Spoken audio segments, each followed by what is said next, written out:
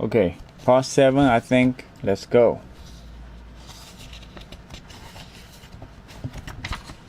So, I went. I ate cake. I sang songs. It was the first time I ever got together with friends and had no fun at all.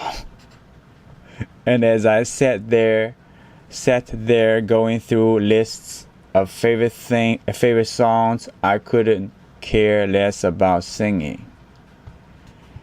Became determined that it would be the last. Next time I'm going to do Aitakute Kiss Kiss. Oh no, you're not. That one's mine. I'm never going to be able to let go of this, I said to myself, unless I get some questions answered. What is Hiro's so-called part-time job? What is it that's standing between us? I've got a right to know this stuff. He can't chase me out of his life for no reason at all. He owes me an explanation. And since he's decided not to give me any explanation, I'll just have to get one on my own. Okay, that settles it.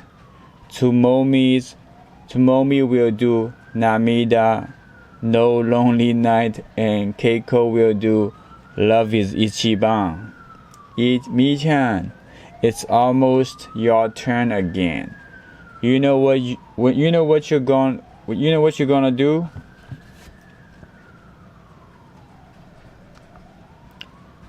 Alright, let me fix the audio level. Okay, good.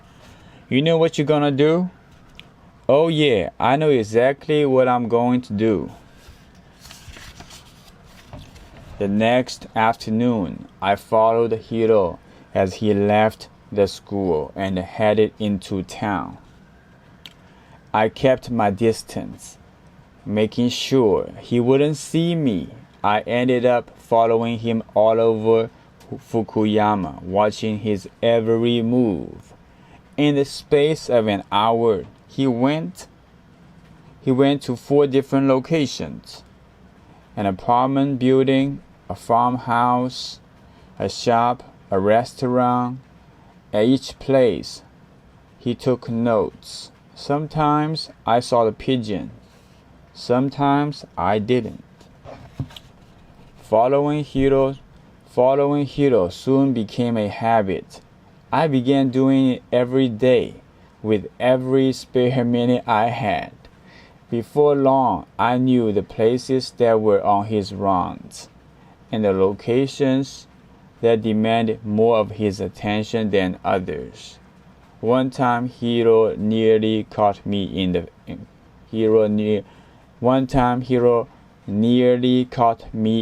act.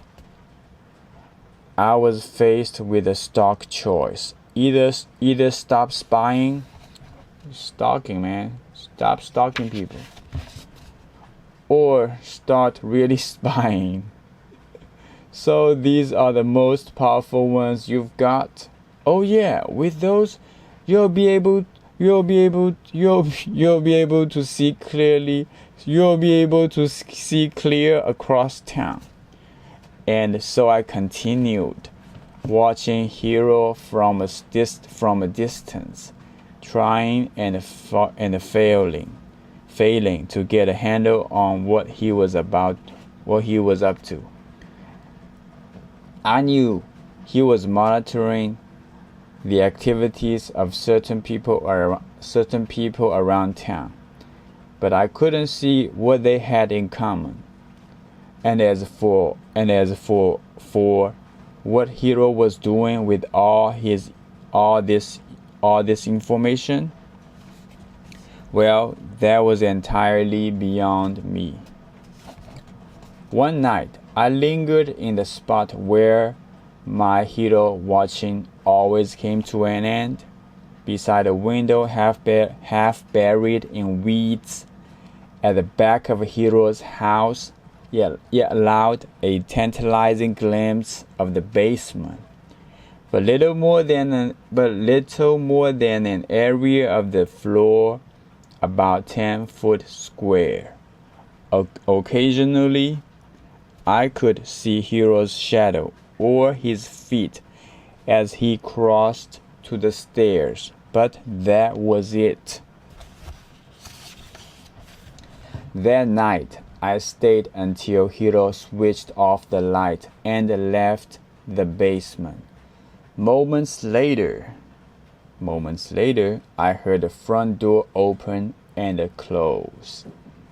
Peeking around the corner of the house, I saw Hiro head off into town, presumably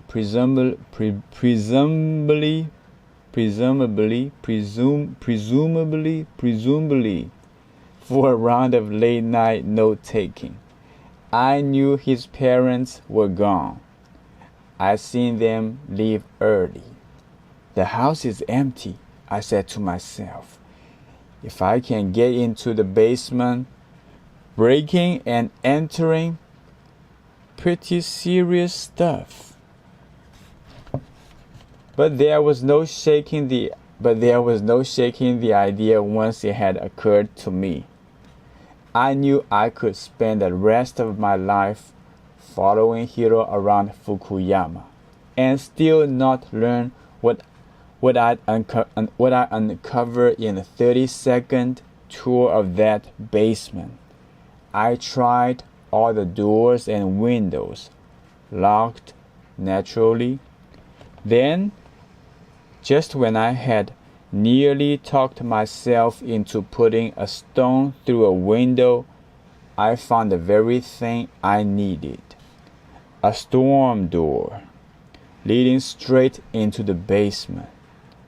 It was chained shut with a lock the size of my fist, but the hinges were rusting, and the wood beneath them had started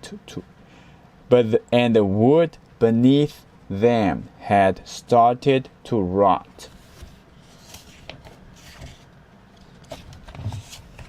I tried prying off one of the doors with a stick, but the hinges held fast.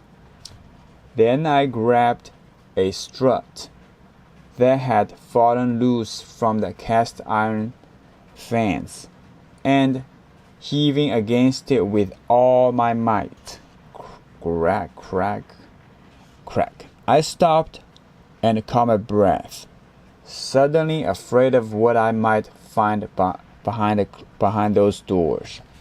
Then I was just footsteps away from knowing everything I longed to know about Hiro.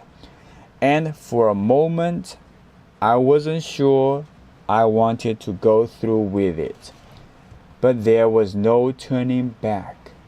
I realized now that my every move over the last days and weeks had brought me to this place, and that I could no more turn away at this point than cease to breathe or command my heart to stop beating.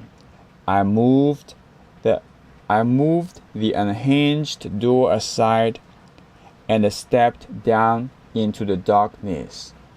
When I reached the basement floor, I found a lamp hanging from the ceiling. I took hold of the cord and switched it on.